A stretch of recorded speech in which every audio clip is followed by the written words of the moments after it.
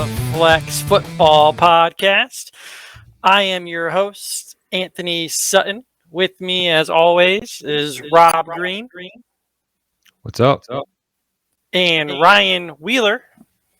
What's up? It is my turn to do my segment first. We're doing it right now? Right bleeping now. Let's go.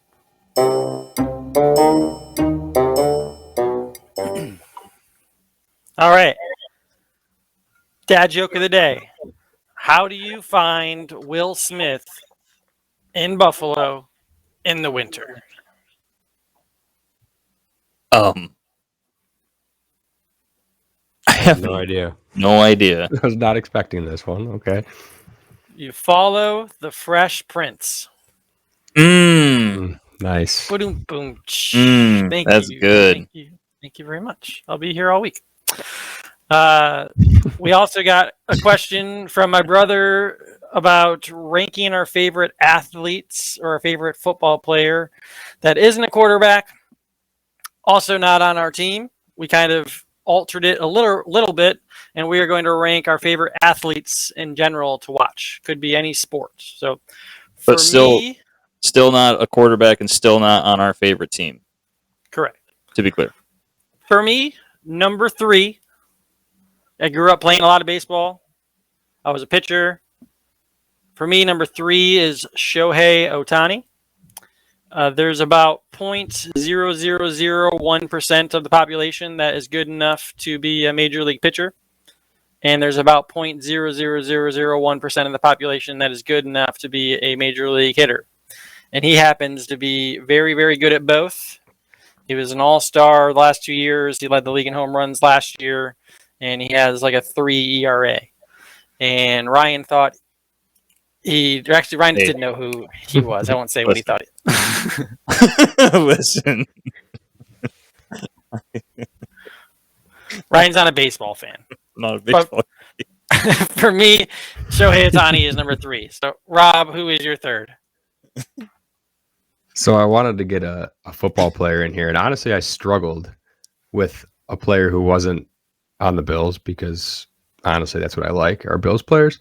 But I went with a guy who's exciting to watch when he's healthy, and really anytime he touches the ball. I went with a guy down by you, Anthony, Christian McCaffrey. Fun to watch, makes things happen with the ball in his hands. Love to watch him. He's hurt again. He's on the. Well, I saw he missed practice today, so hopefully it's minor and just precautionary. Yeah, he is fun to watch. All right, so my number 3 is I had to go a little bit off the beaten path because I don't like football is the only sport that I watch. I don't care about baseball. I don't care about basketball. I don't care about hockey. Don't care about golf. LeBron James is starting a pickleball league. Maybe you'll get into that. Oh my gosh. Okay, that would be interesting. I love pickleball, but I wanted to, like I said, go off the beaten path a little bit. My number 3 is Simone Biles. I just think whenever I watch the Olympics and she's out there doing her thing, she's awesome. The Olympics and she flips more than anybody. Like, it's incredible. I'll say the Olympics is awesome to watch. You don't see their athletes doing those types of things very often, so it's a lot of fun to watch. My number 2 is, for me, it came down to someone when I was a kid, because sadly I'm 29 years old and I still feel like I'm going to end up in the NBA as like a 12-year-old. One day I'm going to get there. So number 2 for me is someone that I used to be able to shoot halfway decent. I would like to think. So watching Steph Curry in my mind, I'm like, that's going to be me when I grow up. Unfortunately, I'm already grown up, but he's just a lot of fun to watch. He is 6'2", 180 pounds, and he's the best shooter to ever live. And he's, to me, a lot of fun to watch. How old is he? What is he? 34, 33? He's like 4 or 5 years older than us. Yeah. So when you grow up, like in 5 years, you'll be like Steph Curry. Yep. Okay. Yep. I'll be there. He was on my short list. That's a good choice. My number 2 is a different sport, though. I like hockey, so I decided to throw the best hockey player out there, Connor McDavid. The things he can do on the ice, like really nobody else can do. It's pretty wild to watch. Even Ryan would like to watch that. You know you'd like to watch it. You never have, but what do you got for your number 2? Definitely our generation of Wayne Gretzky. What team does he play for? Come on, you know. Oh, I have no idea. Like, I have literally no idea. Guess what team he plays for. No. Doesn't play for Edmonton. Now, what's the mascot for Edmonton? The Oilers? Yeah. See, you knew. Yeah, but I would have never guessed Edmonton is. When Anthony said Edmonton, it looked like you're like, I didn't even know they had a team, and then you said Oilers. I knew they were the Oilers, but that, like, yeah, hockey and me, it don't. Baseball and me don't. Mm-mm. So who's your number 2? Number 2. So once again, off the beaten path a little bit. Shout out to my father-in-law teaching me the know-how of disc golf. Disc golf is a lot of fun, and I will be back out there. We have a daughter now, so it's hard to get out there and go play a round of frolf or whatever, but I will be back out there. I promise. That was to my father-in-law, just so you guys know. But so off the beaten path, Paul Macbeth apparently is like one of the best frisbee golf players right now. And I was watching some clips today because, like I said, I don't watch many sports other than football, and it was pretty awesome, dude. Watching that dude sling a disc, a driver, is insane. So I'm gonna go with Paul Macbeth. Where can one watch disc golf? Because that's something they show live. They do show it on ESPN. Yeah, they show it on. That's cool. It's big now. It is on ESPN.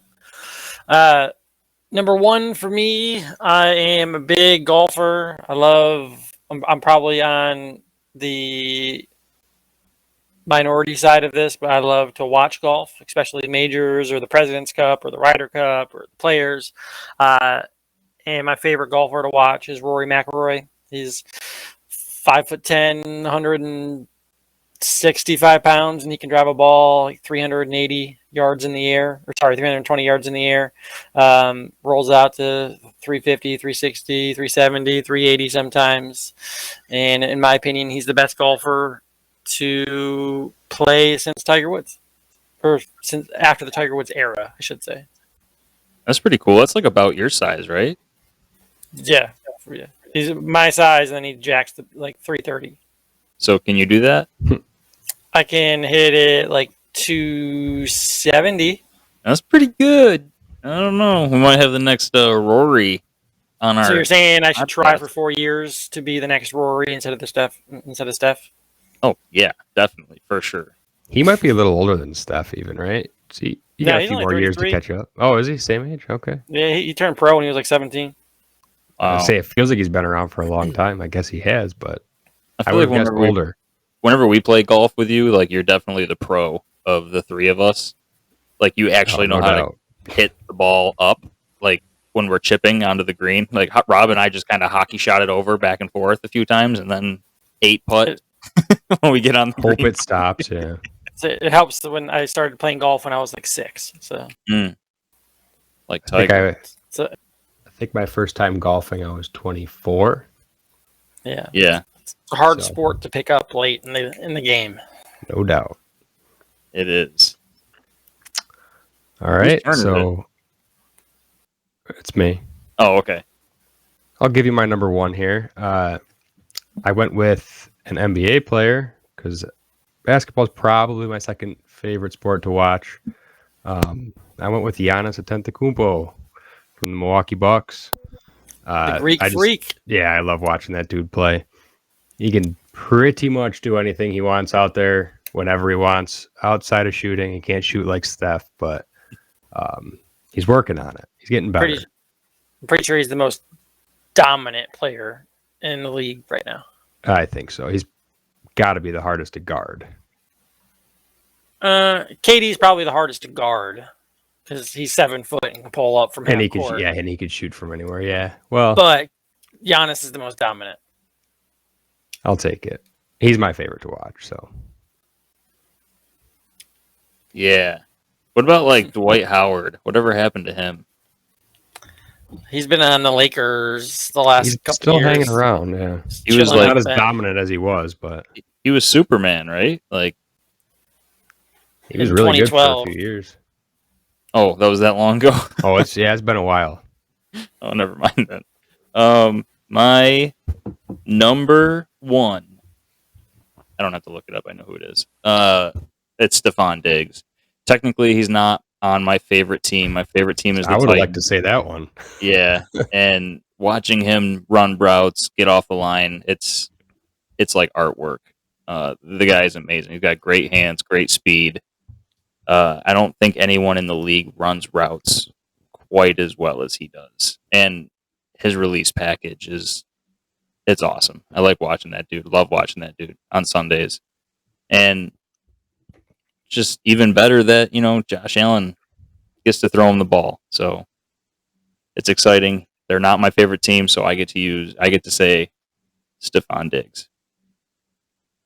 And you couldn't say Josh Allen because the no quarterback thing, right? I couldn't say if I could have said a quarterback, I would have 100% said Josh Allen. I love watching that dude ball. Yeah, I mean, he's got to be a lot of people's favorite player to watch. I mean, between him or like Mahomes, Lamar Jackson, that's probably most people's favorite player in the NFL to watch. One of those three.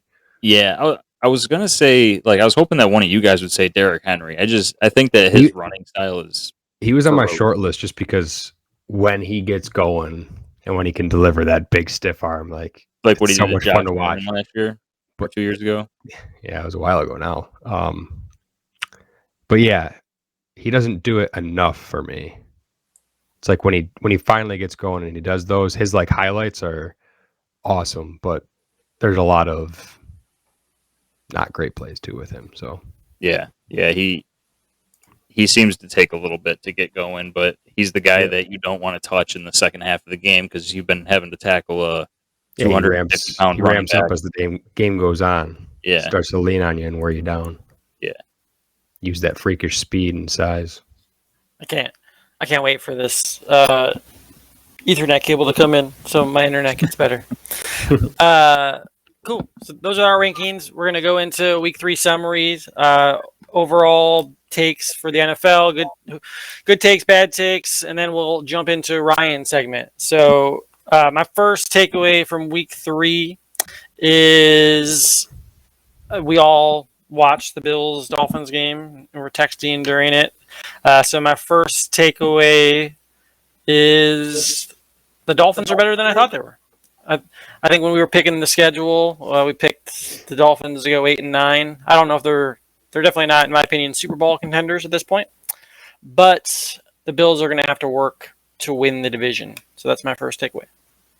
Yeah, definitely. It was a great win for the Dolphins, despite the losses the Bills had as far as injuries and throughout the game, players dropping from heat-related issues.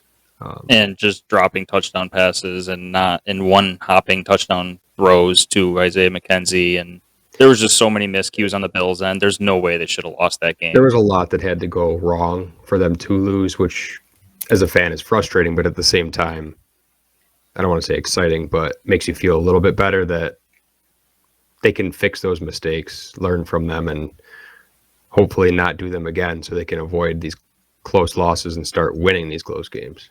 You know that he had a huge impact on those players. So I can't wait till they come up to Buffalo and let's see what Buffalo does to them up come here. December. Ryan, you said the Dolphins got lucky, which I agree with to an extent. But that being said, and Rob kind of hinted at it, the Bills, unfortunately, continue to find ways to lose close games. And now it's 2 weeks in a row where the Dolphins figured out a way for to beat the Ravens. And you could say the Ravens blew coverage and did all that, but they found a way to win. And then they found a way to win against the Bills. So to me, that means something if you're going to win close games, especially that now that the Bills are 0-7 in their last one-score or single-digit games. Yeah, I would say the Bills more lost that game for themselves than the Dolphins had to go win it. The Dolphins didn't do anything exceptional. I mean, they completed a 3rd and 23 or something like that towards the end of the game, which was a very good play, but it also required the defense to fall apart, and that defense fell apart because they had they were missing their starting safeties, they were missing their 2 starting corners. Like, I don't know, man. A lot had to go right for the Dolphins, like Rob said, and it just you're not going to see one quarterback throw for over 400 and the other one throw for less than 200 and have that quarterback win too often. No. So. Yeah. My second, that takes me to takeaway, which is the only part of the Bills that need to stay healthy is their offensive line, Josh Allen, and Stephon Diggs. The defense, to me, is so. You miss Hyde a little bit because he's out for the year. You miss Jordan Poyer, and you want him to be in the game. But you miss Ed Oliver a little bit. But the defensive line depth is so deep that it's not that impactful. The young cornerbacks are playing well enough to win. Same thing with the young safeties. So if Josh Allen has time and the offensive line is making some holes for the running backs, I still believe the Bills are the best team in the league. I agree, and they don't I think they're still the best team right now, and they don't have. They were missing 6 of their defensive starters, and they were missing 3 offensive linemen this game at one point, and Stephon Diggs was out of the game, and it was just silly. It was honestly. unlike anything I've ever really seen as far as just how many players the Bills had to use. I think they used everyone on their game day roster or something like that. Well, they had every offensive lineman. They were down to their last offensive lineman. So if one of them would have got hurt, what do you do? Well, did you see the one backup lineman, Doyle, ended up he tore his ACL, but he was playing on it at the end of the game because there was no other guys to go in. I think I saw on Twitter they were down to Reggie Gilliam was going to be the next guy in at line because they had nobody else to play. Oh, so I don't know if it was that guy just gutting it out, knowing there was no one else to go in there, and he knew his knee was messed up, but he's playing anyway because he couldn't make it worse. Or at what point do you just say, let's throw Daquan Jones out there and just let him go? Just go attack people, dude. Some of those defensive linemen probably played offensive line in high school, so they have at least somewhat of an idea. You'd think that would be a better option than using a fullback, but I don't know. Yeah, don't let those guys hit our guy. That's it. Yeah. Just attack. Just stand in front of them. Run them over. I was surprised, and I knew our line was beat up, but I was surprised with how often the Dolphins were blitzing Josh Allen because it doesn't. That was always the big no-no against him. But I guess if you have 4 hurt offensive linemen, it probably is a good time to blitz. Yeah, imagine not being a Bills fan and listening to this podcast. You're they talk about anything other than the Bills. Good. So we're about to do that right now. Couple episodes in. Second or third episode, I can't remember. Not just us. Everyone was talking about how good the AFC West is. My takeaway so far is that the AFC West is not that good. The Raiders are 0-3. The Chiefs are still going to be good. The Broncos, although they're 2-1, Russ looks bad. And I know Herbert was hurt, but they're 1-2. He's still going to be hurt for a while. I heard a couple of people saying that the rib cartilage injury is going to hinder him for weeks. So my third takeaway is that the AFC West is not nearly as good as we thought it was going to be. What I find funny, left tackle for the year. Yeah, Slater. What I find funny about that is, everyone was saying the AFC South is terrible. It's one of the worst divisions in football. So what happens when the AFC South plays the AFC West? Well, the AFC South goes 3-0 on that day. The Titans beat the Raiders, the Jaguars beat the Chargers, and the Colts beat the Chiefs. So I find that hilarious. It is funny. That's the parody of the NFL for you. It is. My next takeaway, and then I'll see if you guys have any, is my favorite one. The Jaguars are good. I mean, what are we talking about here? Talking about it. I got something on my card about the Jaguars too. The Jaguars or the Lions, blah, blah, blah, blah. The Jaguars are going to win the division. Going away. You feel real good about your hot take, don't you? I'm buying a Jaguars jersey. Here's what I got it written down, man. Jaguars continue to prove they are the AFC South favorites. Without a doubt. Trevor Lawrence, I said last week, one of my takeaways is that coaching matters. And I'm doubling down on that. Like, Trevor Lawrence looks like a different quarterback. I know he probably learned a lot last year. I'm sure he's more comfortable. He has better weapons. But they're putting him in position to make a lot of plays, and he's making plays. Trevor Lawrence's look good. The defenses look good. Maybe it is. I'm sure it's the Titans fan within me that just says I need to see them beat the Titans once, twice to be able to say that they're the better team. I still also think the Colts currently are probably, and I know they beat the Colts. I get it, but I want to see how the rest of the season plays out when, the Colts are figuring stuff out. They just beat the Chiefs. Let's see if they can keep their momentum going into the next game, and the Titans as well, beating the Raiders. Well, Ryan, the Jaguars and Titans don't play until week 14, so I know you're gonna have to listen to a lot of this. It's so Jaguars late. talk before you can buy in if you got to wait till that. Well, what's fantastic about that is I expect them both to be about 6 and whatever it would be, 6 and 6. Right around 500. What's going to be really telling, and another takeaway from last week, is I think the Eagles are the best team in the NFC right now. And that's who the Jacksonville Jaguars play this week. So when the Jags beat the Eagles, Okay. Now we're talking about the Jaguars being the best team in the league. All right. All right, if they do that, Ryan, are you buying in?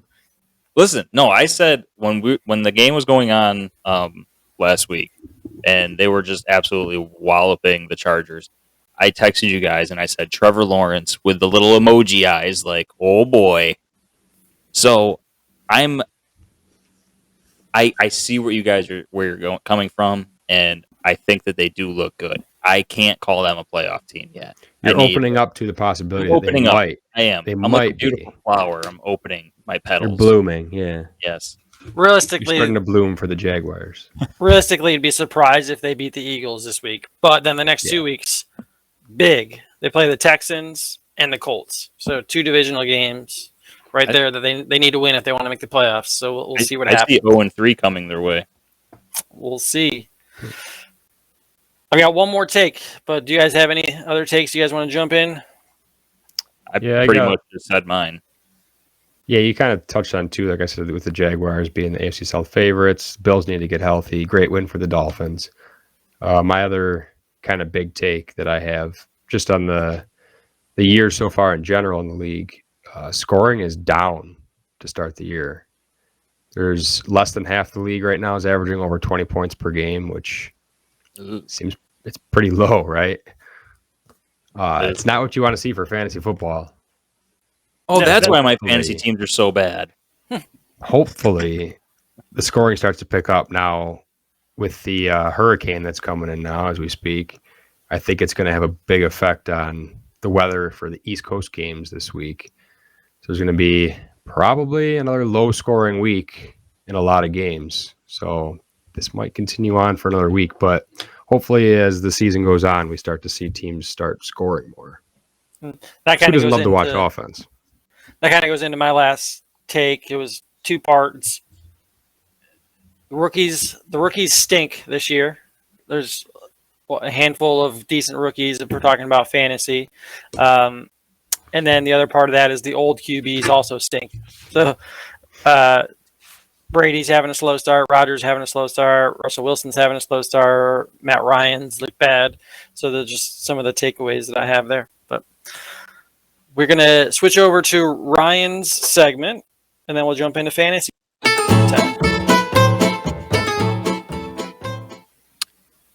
Did you know that people kiss their dogs more than they kiss their partners? A survey done by Riley's Organic says that 52% of people say that they kiss their dog more often than they kiss their partner. Also, 52% of people surveyed said that they would rather sleep in bed with their dog over their significant other. Did you know? I believe the first part. second part is probably just a joke, I feel like. I hate when my dogs are in bed with me, but they're also big dogs, so that could be part of it. Yeah, I have a little dog, and he doesn't bother me at all. He actually sleeps on my wife's like pillow. So I don't like any animals in the room at night. The door's closed. Get out. We built a dog extension bed next to our bed, and now our dogs sleep where I should sleep, and my legs are on the dog extension. That's sad. But yeah, I would 100% agree with the first one, because when a dog is giving you kisses, they kiss you like 9 million times. So No, that's one kiss. I think that, like, realistically, and I'm going to sound like a terrible dog owner, but in truth, I don't really like my dog that much. So, like, I can't remember the last time I gave my dog a kiss. You just became the least popular person. Listen, I love animals. My dog is special. He leaves me presents on the floor every day when I get home. All right, and we let him out. We take him for a walk. He's getting older, Ryan. What? He's getting older. He is getting, but he's been doing this his whole life. That's not an excuse. Like, he's never learned. And then what happens is we put him in a crate. We were like, you know what? We can't do this. He's pooping in the house. We're just going to put him in a crate while we leave. So we put him in a crate. He like breaks his teeth and stuff because he was chewing at the bars while we were gone. And then he poops, he pees, he pukes in the crate, and then he rolls in it. So we get home and he's a puke pee poop dog, and we got to give him a bath. So it's better just to pick up the turds when you come home. Doesn't he try to eat it too? Oh yeah. Yeah, sometimes you'll see like a tiny little turd and you're like, gee, I wonder where the rest of that went. Remember when my dog picked up your dog with her mouth? Yeah, that's what happens when you have a 60-pound dog and a 10-pound dog in the same house. So neither of my dogs really give kisses. Copper Dog, he never gives kisses. Maybe like twice ever I've gotten kisses from him. He just doesn't give anybody kisses. And Steel occasionally will, but yeah, neither of mine are really kissing dogs. You're on the 48% side. Yeah, I guess so. All right, we're gonna jump into fantasy time. We're gonna do a little stardom situm for. I can't believe we're already at week 4. We're almost a quarter of the way through. Well, I guess that's different now because we're 17 games. So, but my start at quarterback this week is going to be someone I probably wouldn't have guessed to start the year. It is going to be Marcus Mariota, and it's solely because he has, in my opinion, some of the better young weapons in the league. Kyle Pitts finally got the ball a little bit last week. Been calling for him to get the ball the previous couple of weeks. And then I said that the rookies are down. The exception to that is Drake London, Garrett Wilson, and Chris Olave. And Drake London happens to be on the Falcons and is having a monster year. And Cleveland is a bottom third pass defense so far. I think they're ranked 22nd. So my start is Marcus Mariota. I have something to support that. That sounds pretty wild, but the would you believe that the second highest over-under of the week is Cleveland at Atlanta? 49 points. That. I don't understand that. Vegas is expecting some points in that game, so start your Falcons, start your Browns. As weird as it sounds, Vegas usually knows what's up with those over-unders, so they're always close. They both have bad defense. Especially if Myles Garrett doesn't play. Yeah. Have you heard? Is he out for sure? They said he is going to try to play. Okay. Did you see the video or the picture of his car? He got lucky. Wild stuff. Glad he's okay. Mm-hmm. My start at QB for this week is going to be Russell Wilson, which sounds weird to say after the bad start that he's had to this season, but he's got 39 fantasy points through 3 games, and he's got 2 passing TDs. But is it really going to keep up? I mean, maybe if this is who he is now, but I doubt it. So they're playing the Raiders this week, who haven't won yet.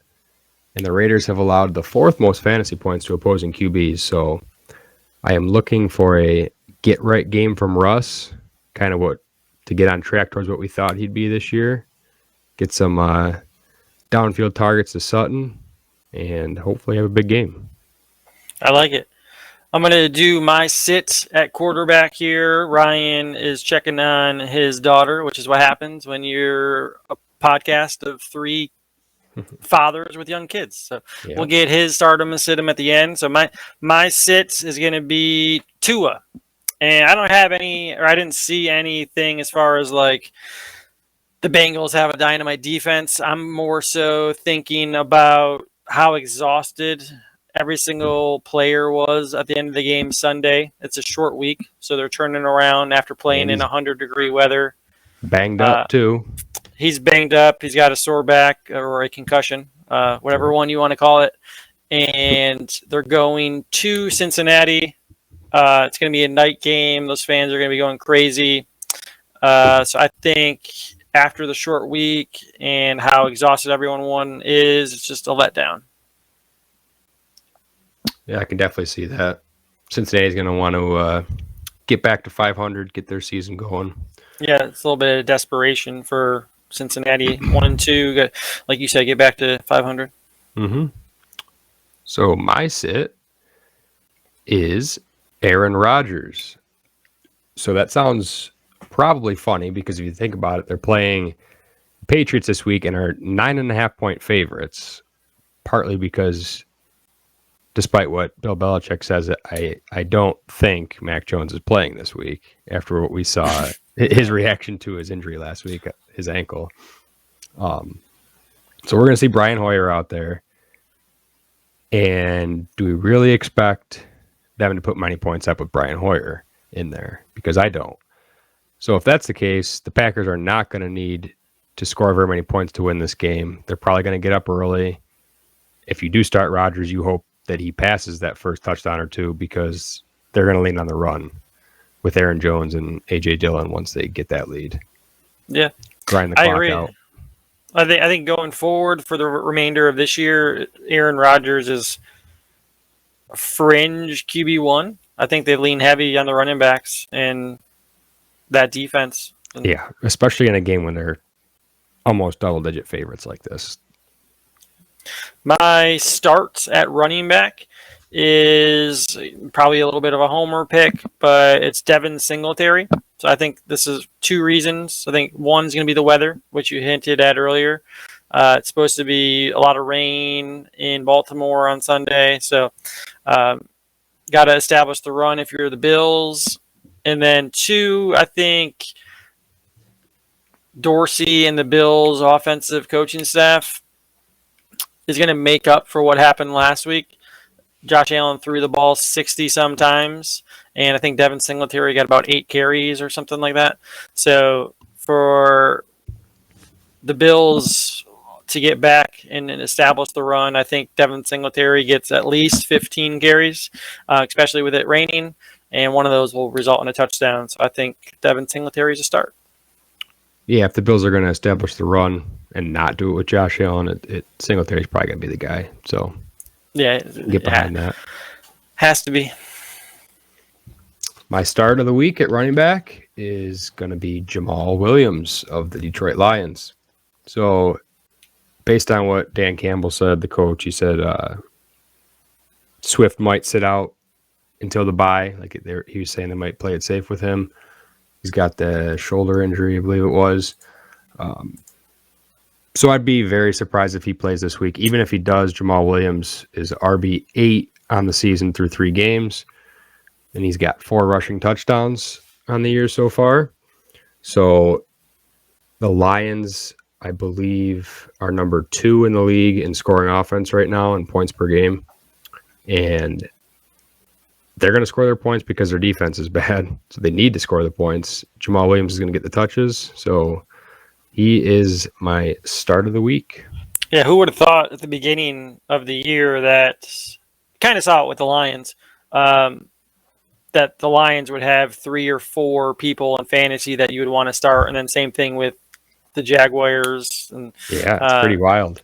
that you're getting some production from people that you probably wouldn't necessarily think. So my sit is going to kind of play exactly into your sit of Aaron Rodgers. For me, it's a sit of whatever New England running back you want it to be, whether it's Harris or Stevenson.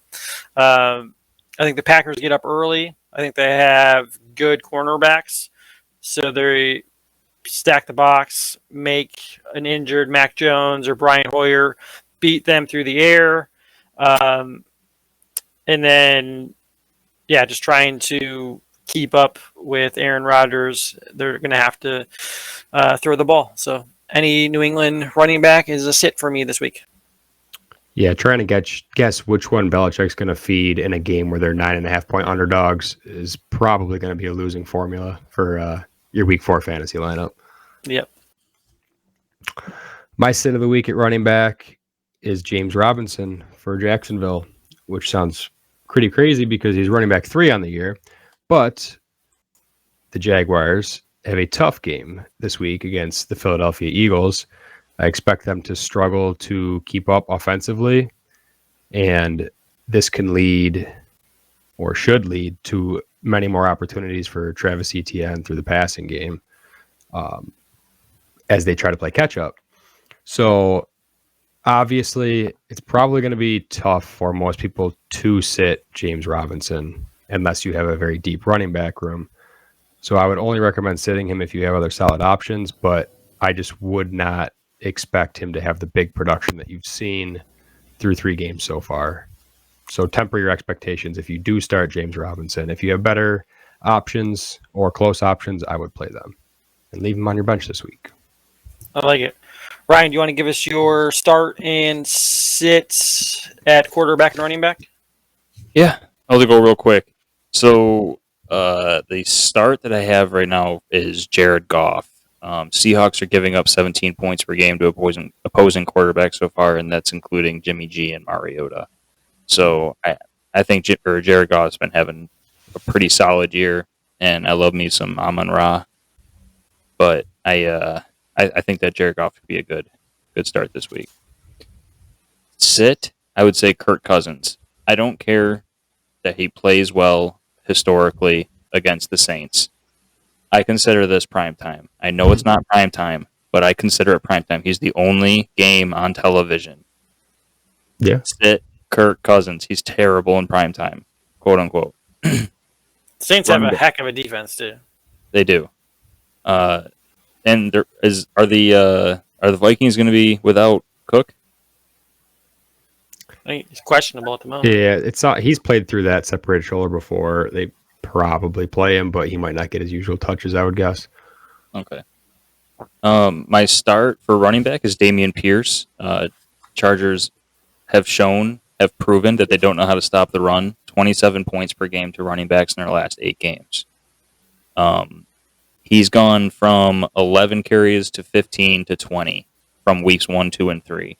He seems to be getting about 60% of the offensive snaps right now. So give me the lead back going against, they have to be the worst rush defense in the league.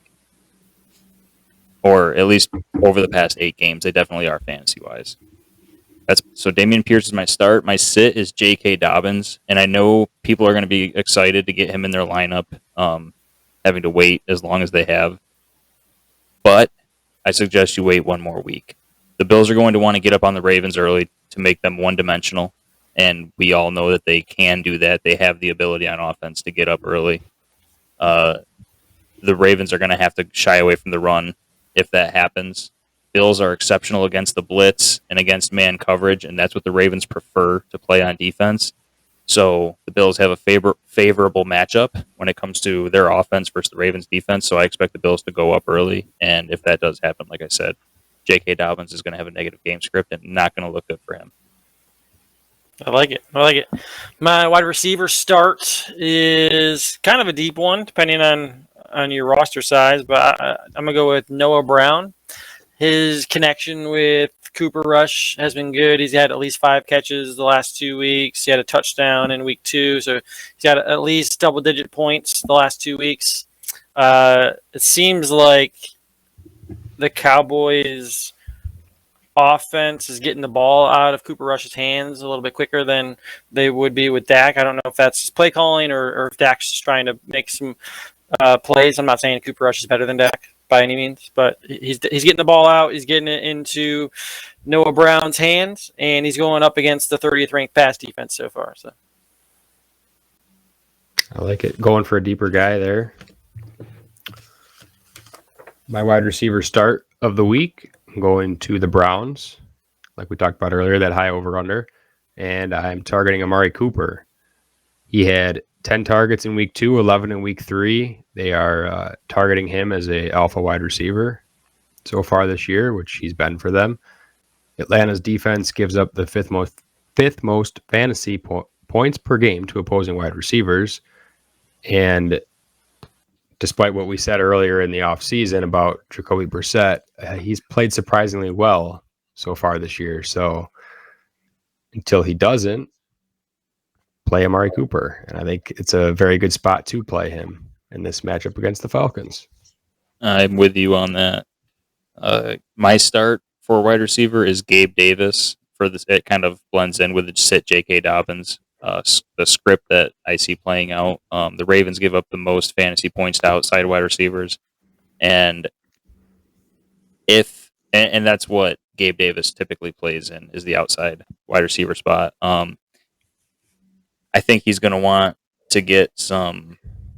I don't want to say payback, but he dropped that touchdown last week in Miami.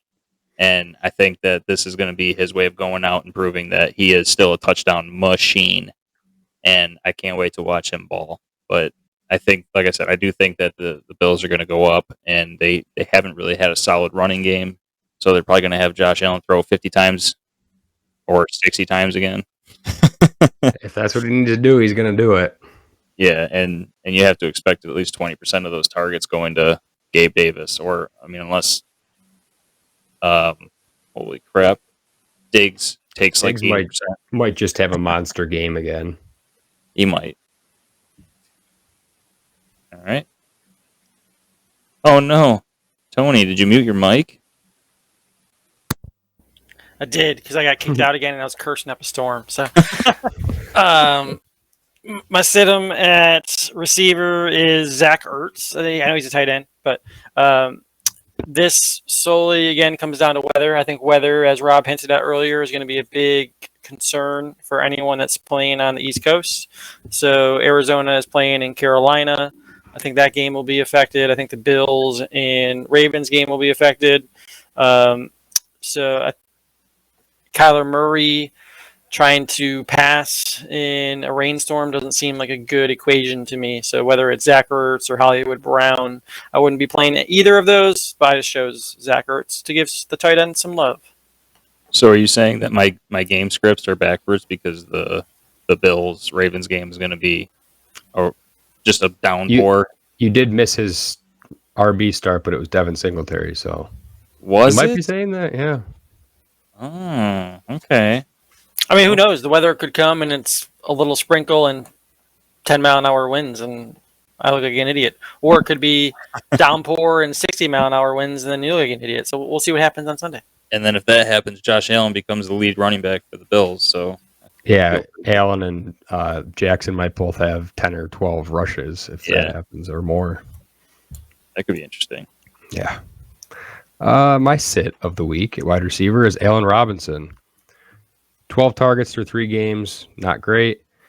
San Francisco allows the third fewest fantasy points per game to opposing wide receivers, also not great. This one surprised me, but the over-under for this game on Monday Night Football is 42, which is one of the lowest of the week. So good defenses, I get it, but you just usually expect to see more points, I guess, out of those teams. So if they're only going to get over-under of 42, and Cooper Kupp's going to get his usual 20 or 30 fantasy points, there's not going to be much left over for Allen Robinson. And on top of that, he just might not be good anymore. So I would not put him in my lineup until we get proven otherwise there. He doesn't look good. Yeah. It's crazy. He might actually be done, like washed. He is almost, he's 29, right? So he's almost at that age 30, but he's kind of had a couple quiet seasons with injuries. You thought maybe he would, have rehabbed those and bounce back strong, especially with Stafford throwing him the ball, but it's something else. Not working out yet.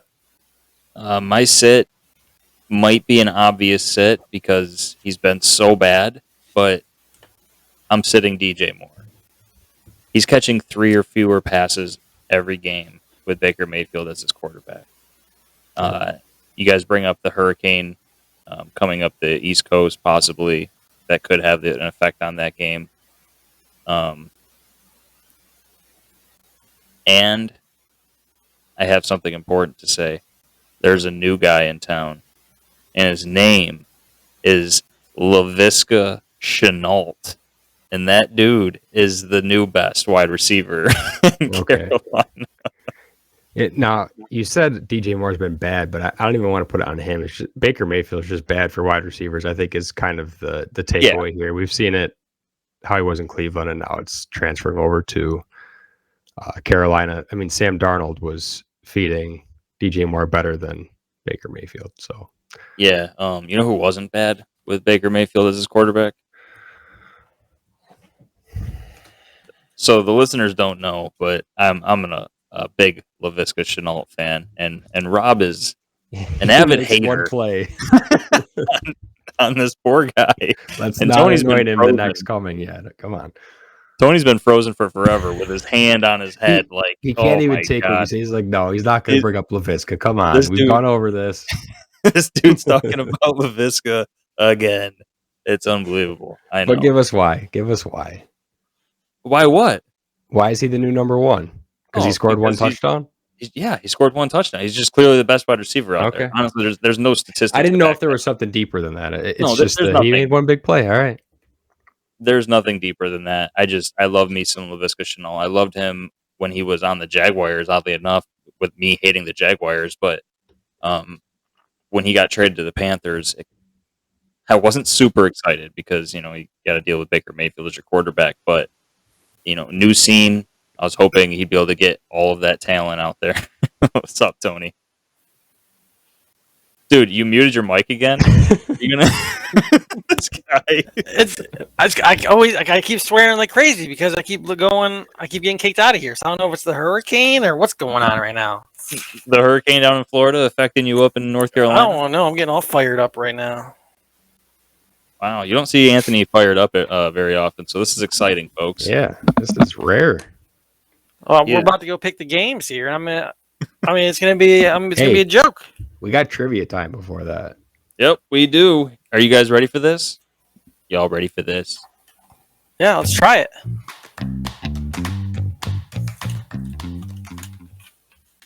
There's a first, Ryan. Remember to play the trivia time music.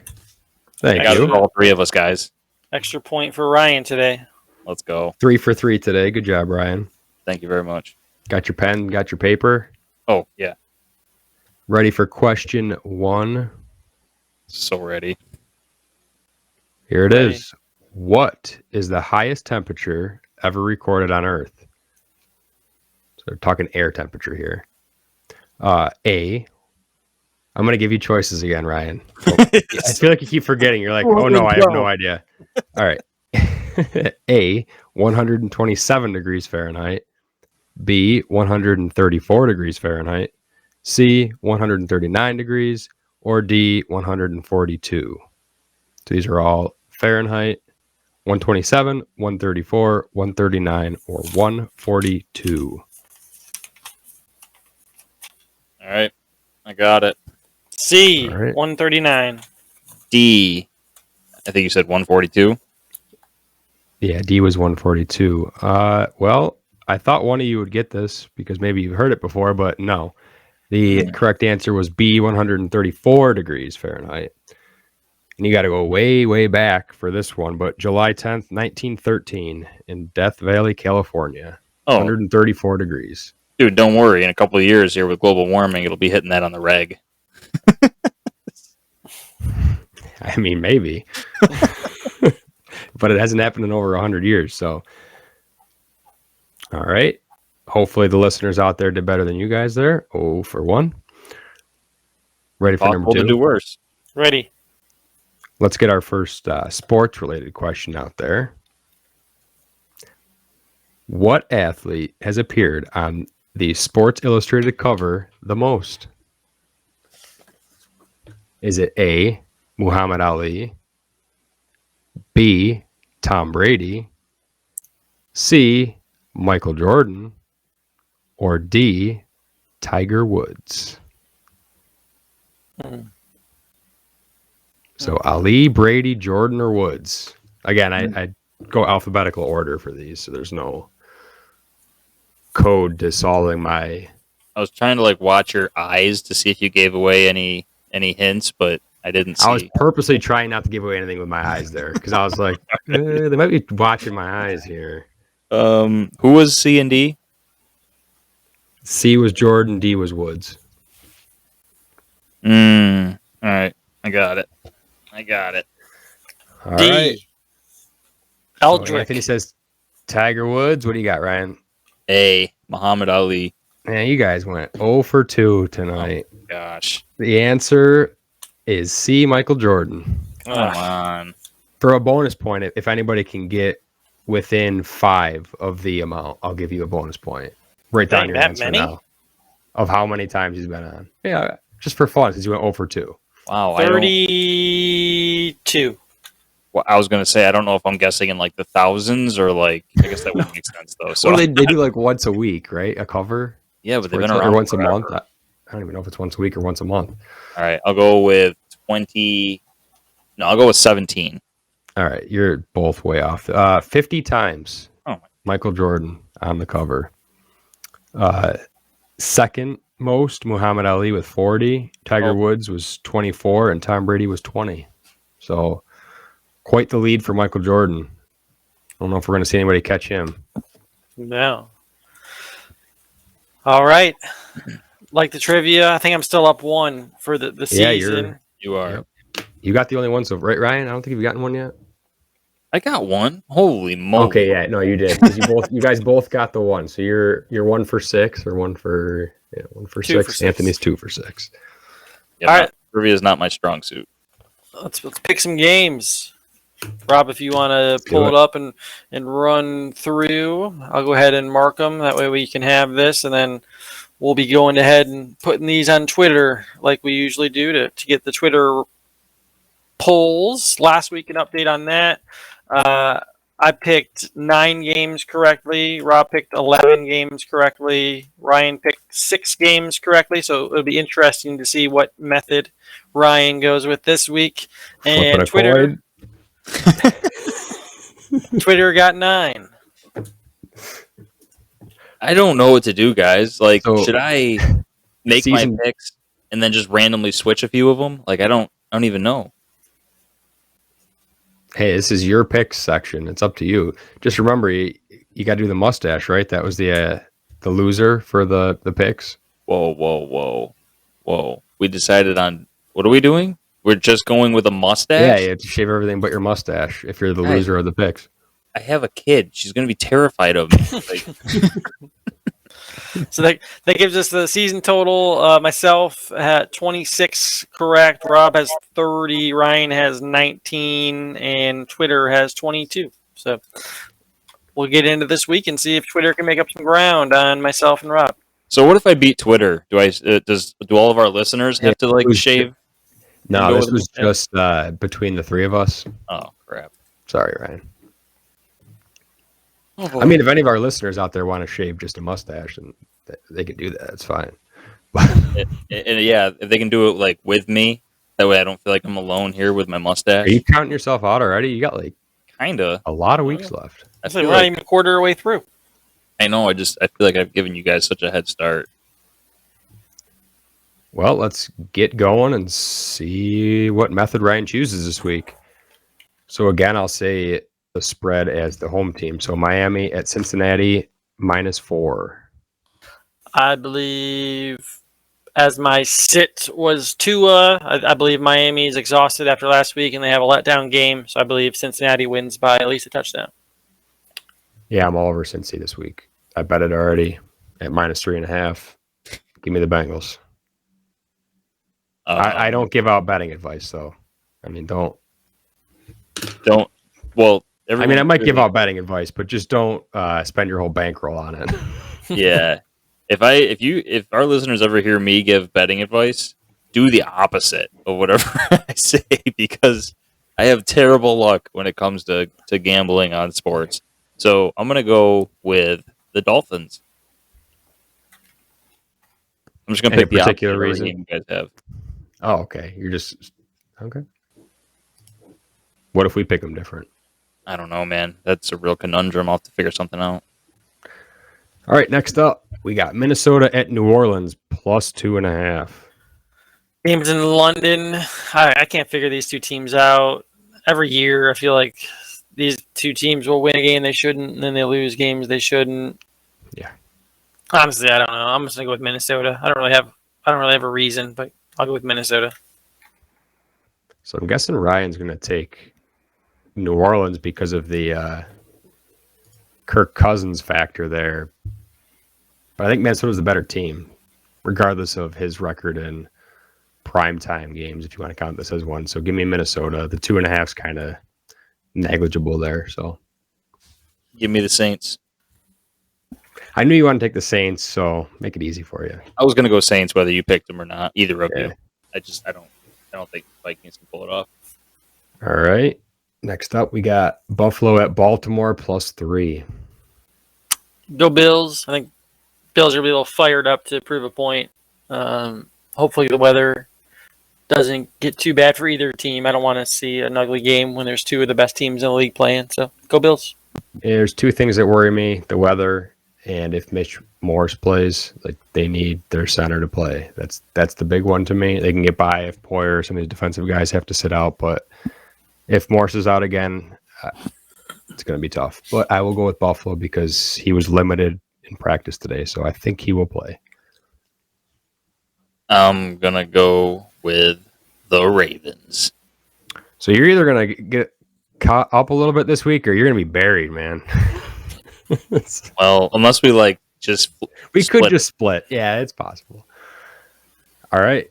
Next up, Jacksonville at Philly minus 6.5. My boys can't be getting 6.5 points. That's taking candy from a baby. So I'm going with the Jags, baby. Yeah, 6.5 is a lot. It's the second biggest line of the week. But I think it's probably due for some correction. Although I don't know if Philly is the best team in the league or what. They've looked great. They're probably due to regress a little bit too.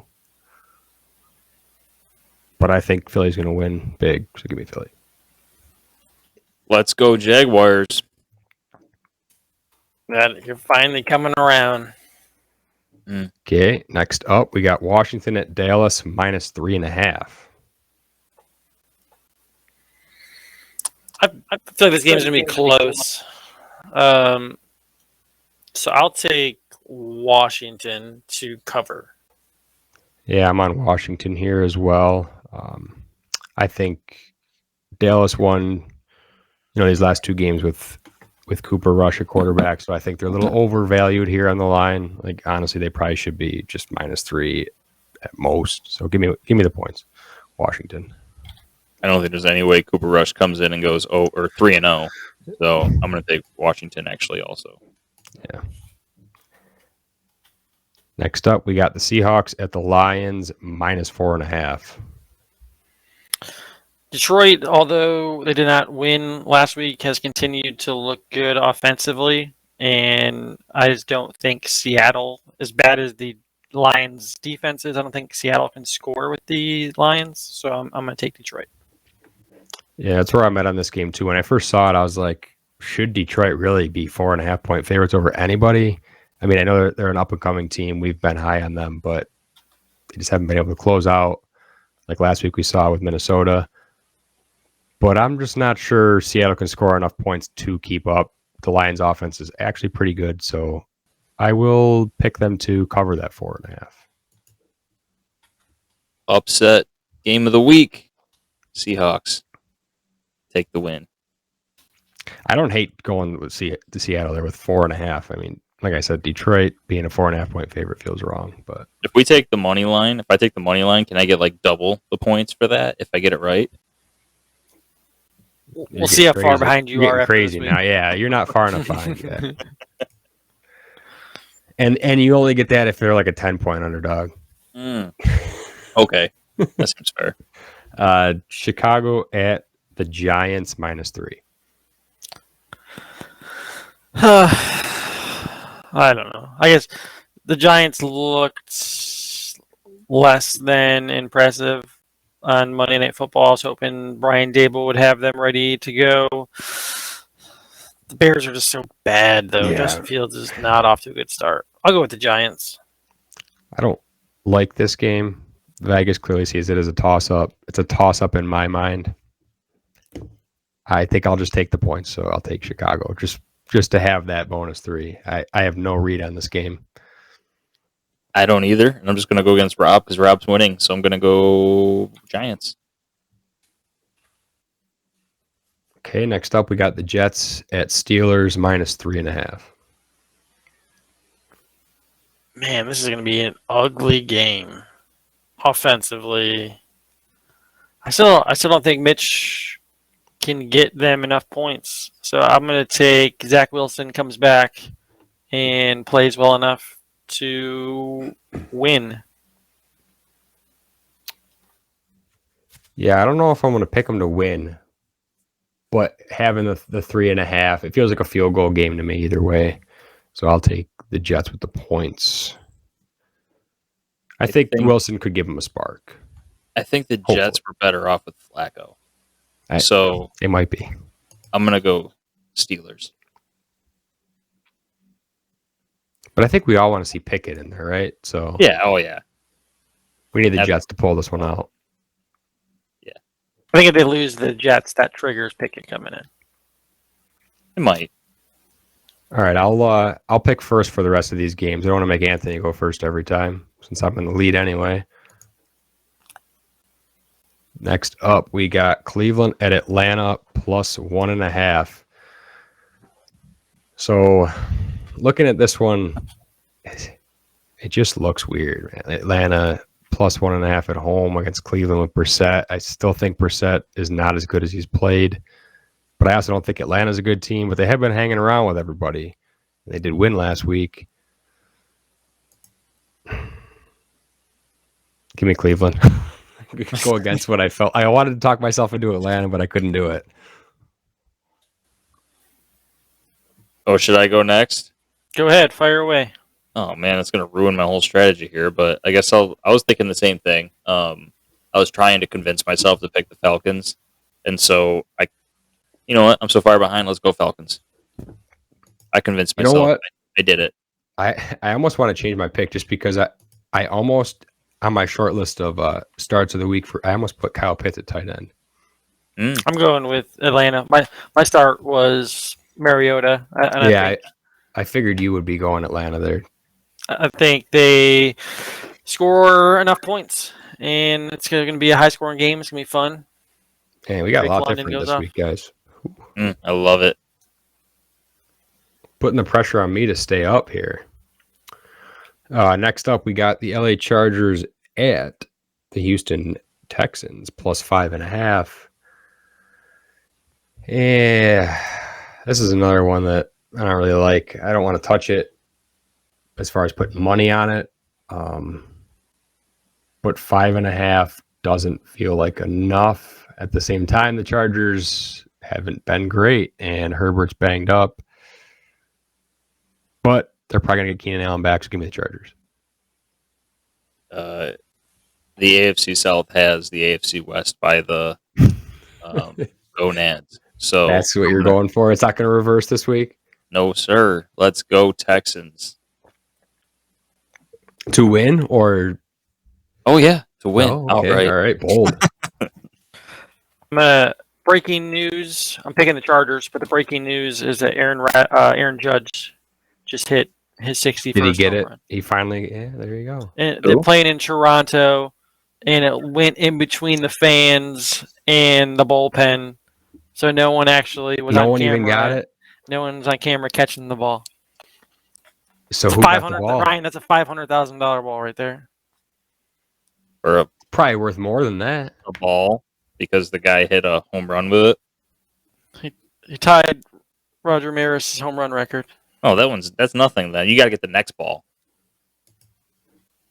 That one's worth $1 million. Is it? Mhm. All right, looks like I'm going to my first baseball game. You wouldn't be able to catch it anyway. I know. Hey, I wasn't actually that bad at catching the balls. I was really bad at hitting them and fielding them. You were afraid of the ball. I was terrified of the ball. Are you kidding me? All right, Ryan. This next one's for you. Tennessee at Indy -3. Do I get to pick first? You get to pick first, just because it's the Titans. I want to hear what you got. All right, so I think that Tennessee's interior defensive line is, obviously, they like to shoot like the B gaps, and the Colts they run really well up the middle out of shotgun. So I fear that Jonathan Taylor is about to have himself a game, and I hate picking against the Titans. Who's home for this one? Indy. Yeah, I hate picking against the Titans, but I'm gonna be picking the Titans when the Colts go to Tennessee. So I'll be taking the Colts when the Titans go there. So give me the Colts. Yeah, it's kind of my read here too. It's Vegas has it as just a 3-point game, which pretty much means they're saying it's a toss-up, just given to the home team, which is probably my read here too. They're both coming off wins, pretty good wins, I'd say. I know the Raiders are winless, but they had some high expectations coming into the year. They'll probably bounce back, upset some teams. I think Indy's win was probably more impressive, just being over the Chiefs, and I think they'll use that momentum. I know it's a thing you like, but Momentum. the momentum. Yeah, it probably doesn't carry over necessarily, but I think it is something to build off of. A big win over the Chiefs now to come home and beat the Titans. I'm going Indy as well. I feel like this is probably the biggest game of the week as far as divisional game. They were going into the season. They were both projected to be going back and forth to win the division, and the loser of this is 1-3 and 2 games or a game behind whoever's in first plus the tiebreaker. So big week 4 game. Big playoff implications probably compared to any other game this week, you could say. And next up, we got Arizona at Carolina -1.5. Carolina is giving up the point. Yeah, they are a 1.5 point favorite. It was 2. So I was texting you earlier. I was like, that's the only one that really felt really off to me. I'll pick first again. I'm going Arizona. I know they only got 1 win so far this year, and it was kind of fluky with the overtime win, but I still think Carolina's good and definitely not good enough to be favored over Arizona. So I agree 100%. I'm going Arizona. I'm going to go Carolina just with the hopes of the weather being bad because it's supposed to be rainy. Yep. And my hope is McCaffrey's healthy and just goes off. So we'll see what happens. Here's the biggest spread of the week. We got New England at Green Bay -9.5. And to me, it doesn't feel like enough. I don't think the Patriots are good, and now they lost their starting quarterback. I think it's going to be a blowout. Green Bay. I could see it, but I have faith in Bill Belichick not getting blown out by a team that doesn't have a good offense. So I'm going to go Patriots. I'm going to go Green Bay. Aaron Rodgers at Lambeau. He's going to put up some points. Yeah, I expect Dillon and Jones to run all over him. I expect Brian Hoyer to throw for 350 yards and 3 touchdowns. So hot take alert. Denver at the Raiders -2.5.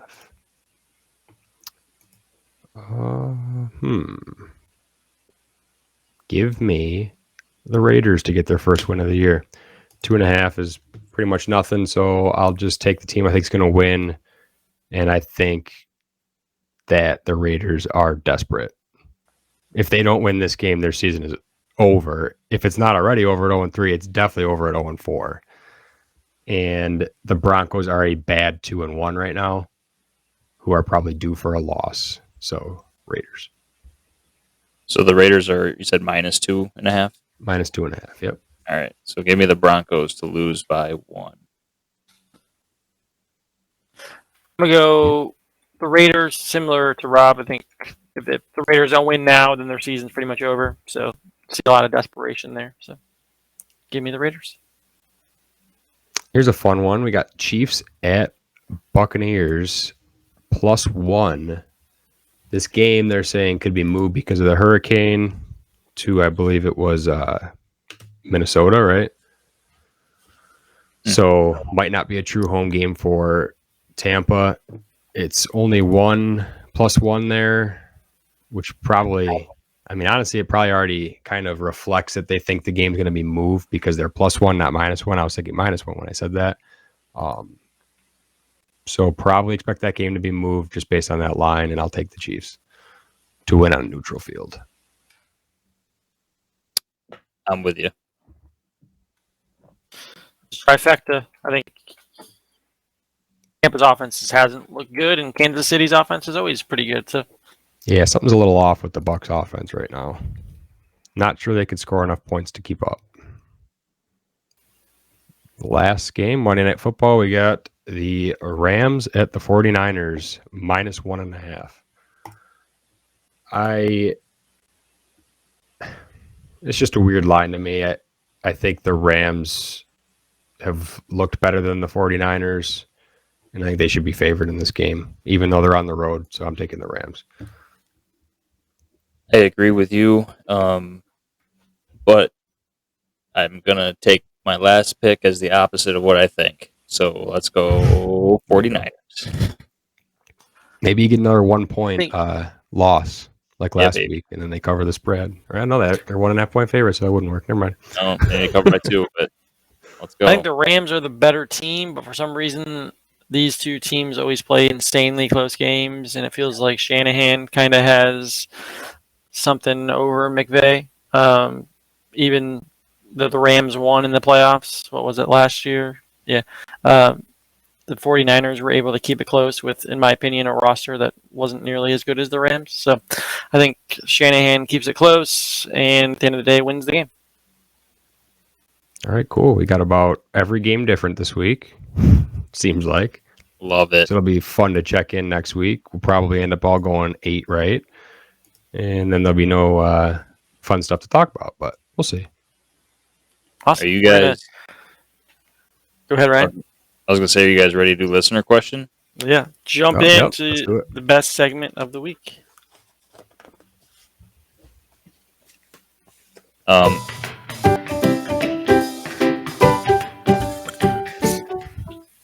just totally ruined that segment music. I didn't think it was going to play, so I was like, it's not playing, but then it started right when I said, So, listener question of the week.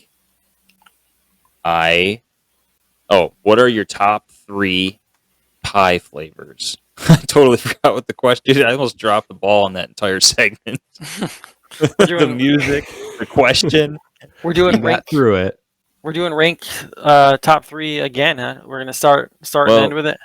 Yeah. So we need our listeners to send in some listener questions of the week. Otherwise, my wife is going to give us every single listener question of the week, and that's what's going on right now. So if you want us to do a listener question of the week, it can be anything. We will talk about anything. Tony's not afraid. He'll talk about anything. I know. A little behind the scenes, Ryan edited out a portion of last week's podcast because he didn't. I did because this guy will talk about anything at free will. So send in your questions, and we will happily discuss them. Send them in. Number 3 for me is going to be blueberry pie. What the heck is a blueberry pie? I had to think about it. You never had blueberry pie?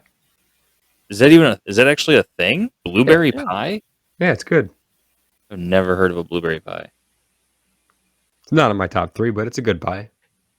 I mean, there's only so many pies I eat, and I'm thinking the other 2 are probably the only other 2 that I eat, and then 3, I feel like if we're at Thanksgiving and someone has a blueberry pie, I'll eat it. So like that's going to be my number 3. That is so weird. I need to try a blueberry pie. I don't like pumpkin pie, so I guess I'll throw that out there. So my number 3 is pumpkin pie. I don't have it. I have limited numbers, so you're giving me crap about my pick right now, right? I don't like it. I'm not giving you crap. I didn't even know it was a thing, man. So I don't have pie a lot. Like I feel like Thanksgiving's the pie time of year, right? But what's Thanksgiving without a pumpkin pie? Yeah. Gotta have it. So I'm gonna count down from 3, and when I say 3, or when I say 1, we're gonna say what we prefer between pie or cake. Ready? 3, 2, 1. Pie. Okay, so pie is definitely way better than cake, right? Yeah, not even close. Okay. I just had to make sure that I wasn't crazy. All right, my number 3 is a peanut butter pie. Freaking delicious. I love peanut butter pies.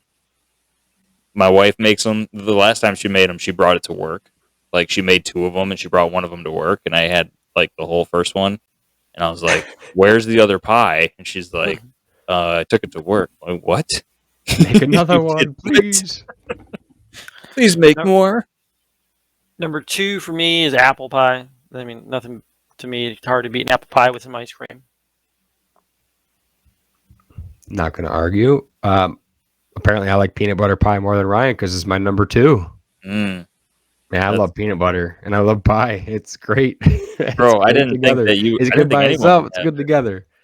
I didn't think anyone else would have peanut butter pie. I thought I was alone on that, so I threw it as. I might be swayed because Sam brought home a peanut butter pie this past week, so we've been eating peanut butter pie, and I was like, "Yeah, this is really good." I forgot how good peanut butter pie is. It's so good. My number 2 is pecan pie. I love me some pecan pie.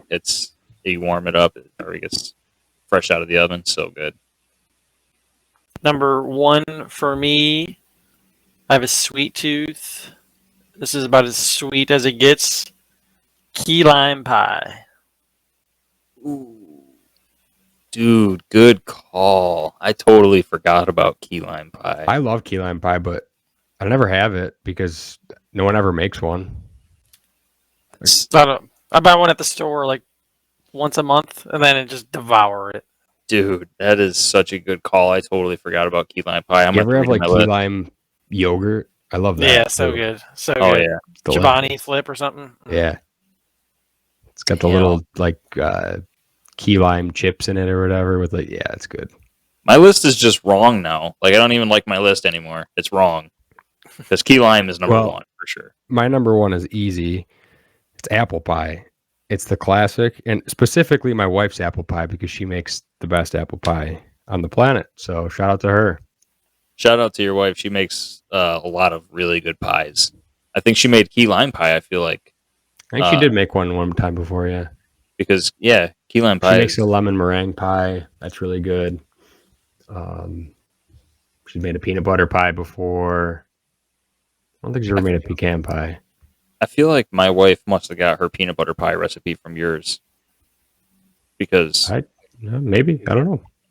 We're both digging that peanut butter pie. But my number 1 is pumpkin pie. I love pumpkin pie, especially with some Cool Whip, or Ready Whip or whatever you use. I like the stuff out of the. So, do you guys like the aerosol or like the oil stuff out of the jar?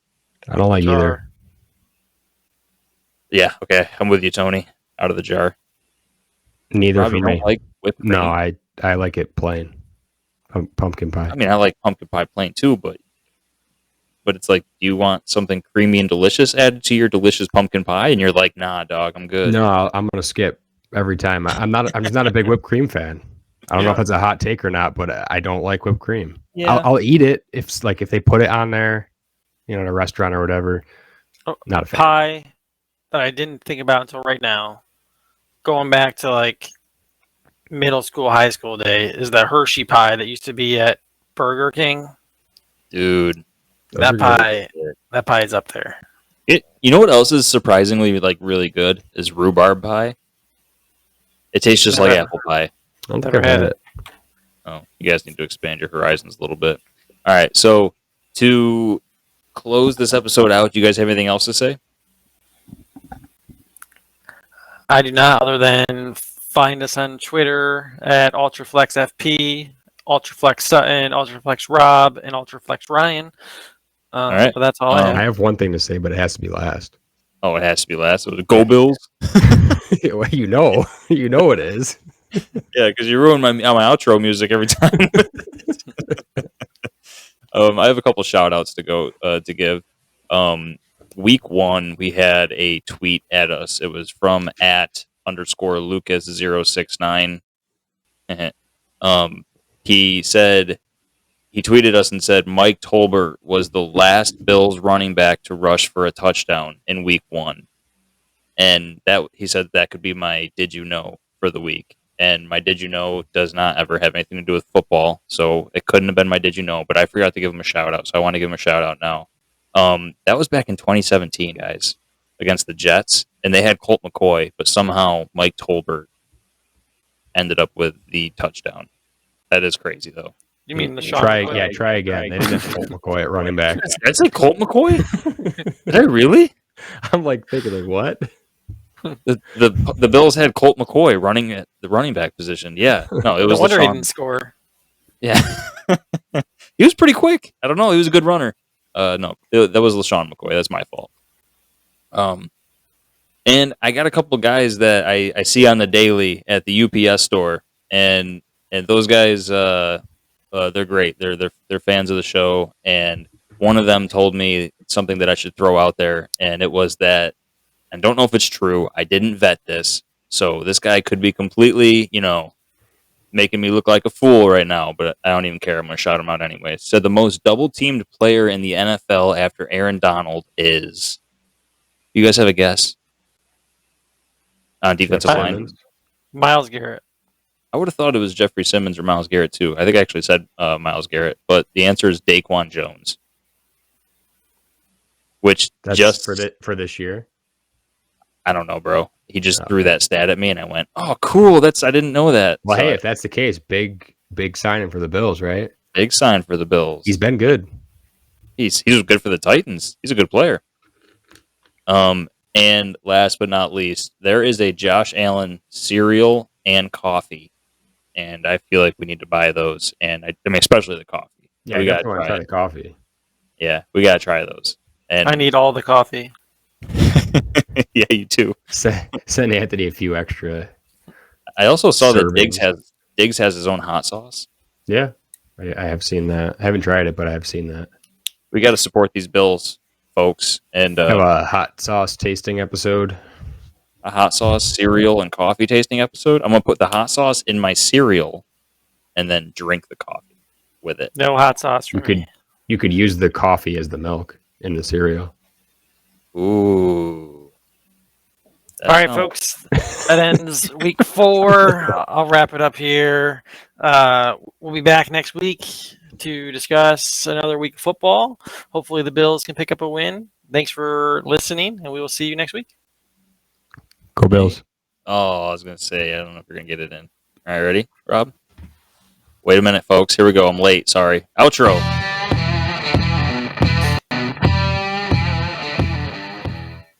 Go Bills. Go Bills.